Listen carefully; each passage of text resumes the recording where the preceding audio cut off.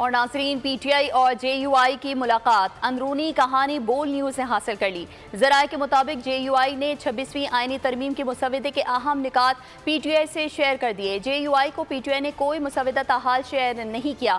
ज़राए का बताना है कि दोनों जमातें मुसवदे उस वक्त तक हुकूमत से शेयर नहीं करेंगी जब तक हुकूमत अपना मुसवदा उनसे शेयर नहीं करेगी। मज़ीद तफसीलात जानेंगे deputy bureau chief Islamabad Ali शेर से। अली शेर, आगाह कीजिएगा। जी बिल्कुल, जेयूआई और पीटीआई की इंतहाई अहम मुलाकात हुई है और इसमें खास बात यह है कि जेयूआई ने जो अपना मसौदा तैयार किया था वो मसौदे के अहम नुकात जो है वो कामरान मुर्तज़ा साहब ने पूरी पीटीआई की क़यादत और जेयूआई की क़यादत के सामने रखे।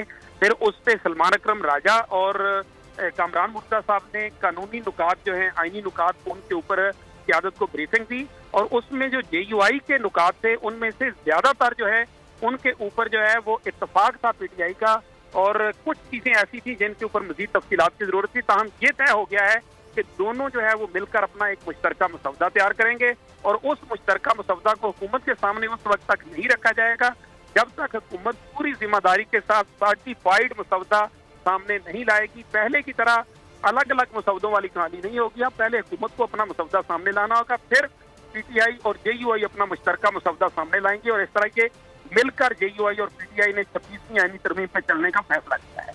जी ठीक है, deputy bureau chief Islamabad Ali शेर तफसीलन आगाह कर रहे थे। आपका बेहद शुक्रिया। सब्सक्राइब करें और बेल दबाएं ताकि कोई खबर रह न जाए।